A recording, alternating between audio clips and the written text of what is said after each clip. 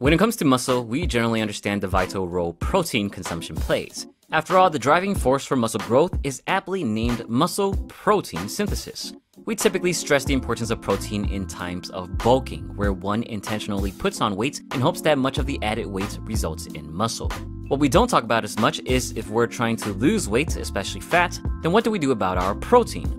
Common wisdom again is to eat more protein, this time for the sake of preserving muscle instead of building. In fact, some research suggests you should be eating more protein during weight loss than you would during a bulk.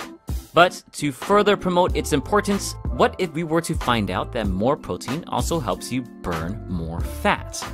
A 2016 study helped shed additional light on this matter. In this 4-week study, 40 overweight and recreationally active young men were split into 2 groups. Both groups had the same weight loss diet and given the same weekly 6-day exercise protocol consisting of resistance aerobic and anaerobic training. The only difference between the 2 groups is the experimental protein shakes they were given 3 to 4 times a day. One group was given a shake that pushed their total daily protein intake to 1.2 grams per kilogram of body weight. The other group was given twice as much protein at 2.4. After 4 weeks, what did they find in terms of body composition? With such an extreme weight loss diet at 40% calorie reduction, both groups unsurprisingly lost a solid amount of weight, but no significant differences between the 2 groups.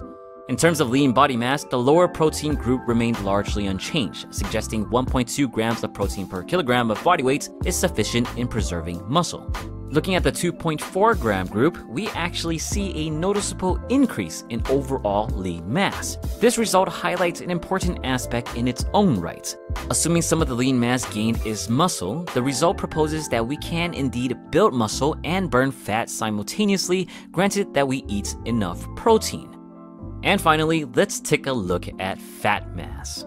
Seeing that the lower protein group lost 0 lean mass, it can only mean that all of the weight lost was from fat, as we can see here.